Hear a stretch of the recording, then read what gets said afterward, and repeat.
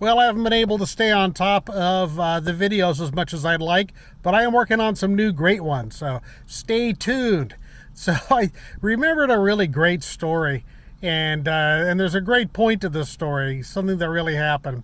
There was this guy that I was talking to, and he taught theology at this college, and I think he was like Swiss Brethren or something like that. It was some really old style Protestant denomination, but he was a kind of a happy guy. I really like this guy.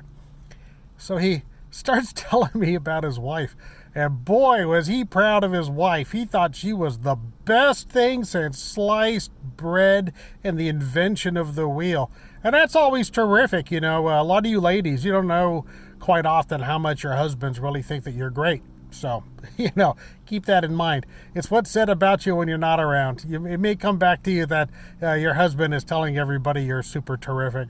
And this guy just thought his wife was absolutely terrific, and beyond terrific. He just wanted to brag about her. So he just keeps telling me about how... So he just wanted to tell me how wonderfully austere his wife was.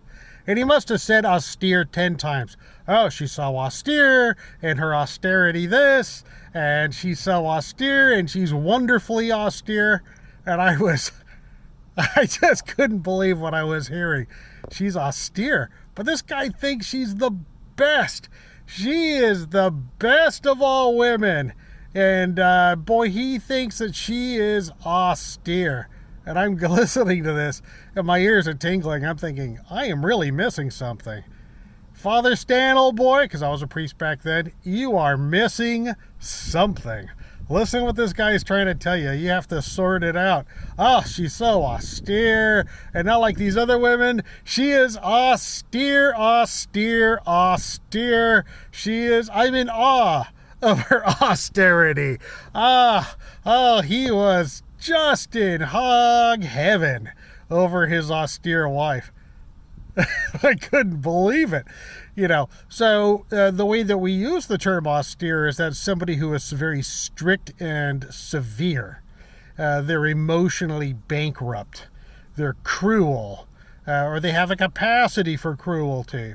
There's no milk of warm human kindness in them. They're cold, And this guy thinks she is great. So he goes, here, you got to talk to her. So she gets on the phone, and actually she sounded really nice. I thought she was great too. Although I wouldn't say she was too austere. So it goes back to him. Can't you see how great she is? How austere she is? I was going, what are you talking about? So luckily I was at my computer, so I looked up austere. Austere has two meanings. The regular meaning that we use is the one that means that something is very strict and very cold, The other one is just someone who's not frivolous. They're down to earth.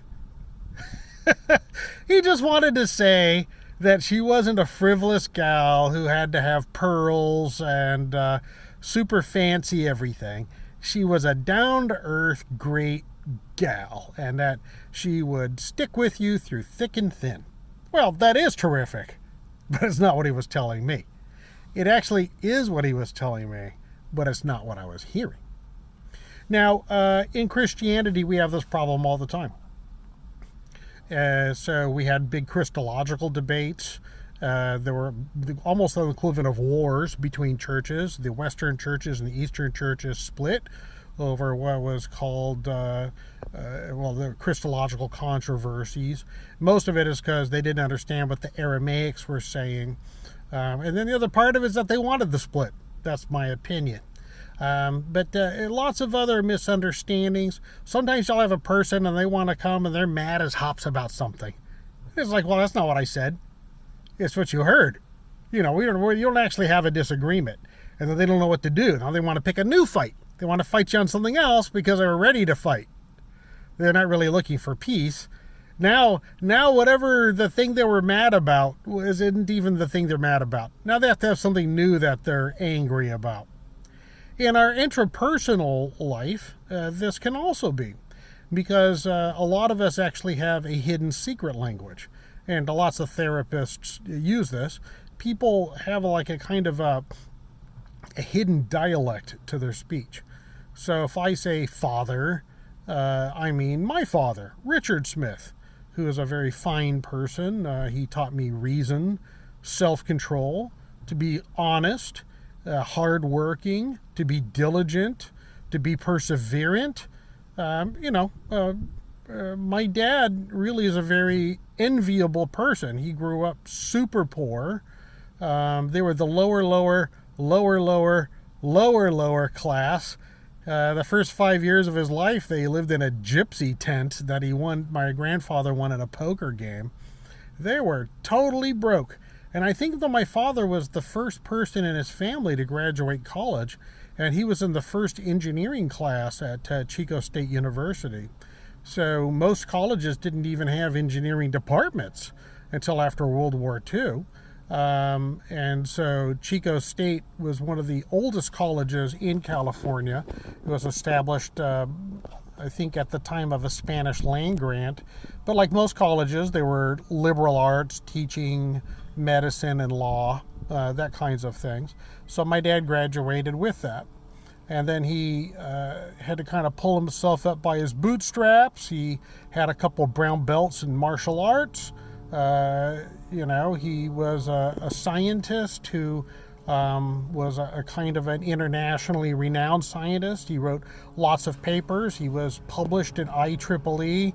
He wrote lots of classified papers. He went around giving lectures on radar engineering for NATO countries and also a lot of universities and stuff like that. So my father's not like a no account, but at the same time, my father is also has a good character, and so he was able to do that. So if I say father, that's what I think. I think of my father, Richard, but I'm aware of terrible fathers. The worst funeral I ever went to. Oh boy, did I want to slink down under the pew at this funeral. It was horrible. There was this guy who was in the family of my best friend Pavel, and he's really a terrific person. I really just think very highly of this guy. And he had a father who was a real skunk. And so they had a funeral for him, and people were just straining to find anything good to say about this guy that died. I mean, they had to get the microscope out to find some tiny good thing to say about him. Because he was a skunk. He was terrible. He was a non-father. He was the enemy of his family. You may have a father that beat you up. You may have a father that molested you. You may have a father that just constantly disappointed you, set you up for failure, to prove to you, to vent his anger on you. People have different kinds of fathers. So when I say father, that's what I mean. So it's not because I had a good father who taught me reason, to be just and fair to people and honest. It's not hard for me to imagine that the Heavenly Father is the same way. I don't carry that inheritance of a really negative experience. But if I am aware that other people do not. A lot of people have had bad experiences with their fathers. So when you say the Heavenly Father, that kind of evokes some different things. We also say the word love very loosely in America. I love ice cream. I love my favorite movie. I love my parents. I love God. Okay, well, if, obviously you don't love them all the same way. When you talk, there was another story where a guy who I think was a Baptist or a Pentecostal went up to an Orthodox priest and he asked him if he was saved. And the priest said he didn't know. And so the Baptist guy just thought that was incredulous. And he told everybody, yeah, that guy doesn't even know if he's saved. They're talking about different things. Talking about very different things. And so you have to make sure that when you're talking to somebody else, that you're both talking about the same thing. Because when I say father, I think of my father, a very fine person. Somebody else may be thinking of the father who constantly let them down, constantly worked against them, and was always their enemy. So it's the same thing when you talk about God. A lot of atheists, the really active ones, I kind of think they're not atheists. I think they're God haters, and that's a very different thing. And sometimes if you listen to their depictions of God, they're right. That is a God that they should hate, because they're really describing the devil. They're not describing the God of heaven, the God of the Christian experience, the God that I know personally and that I have lived with. So when you're talking with other people, if you're sharing the good news with them, if you're talking to people in other churches, give an ear. Try and get them talking. Make sure you're both talking about the same thing. Oh, here's one more thing. It's kind of interesting. I went online and I was reading the Roman Catholic Catechism on some terms like justification or sanctification. And I went to a Baptist junior high school for a couple of years. And I looked, I go, really, if you just changed the word order on a couple of things, this would play pretty well in a Baptist church. They probably wouldn't have that much problem with some of this. So it may be that some of the people that you're fighting with, you actually don't have a reason to fight, except the passions that war within your members and the works of the flesh that hold you in captivity. Well, you're just going to have to grow up and take a good look at yourself and realize if you're doing that. Maybe you're fighting with your wife or your brother or people at church or people at work, and it's all over nothing.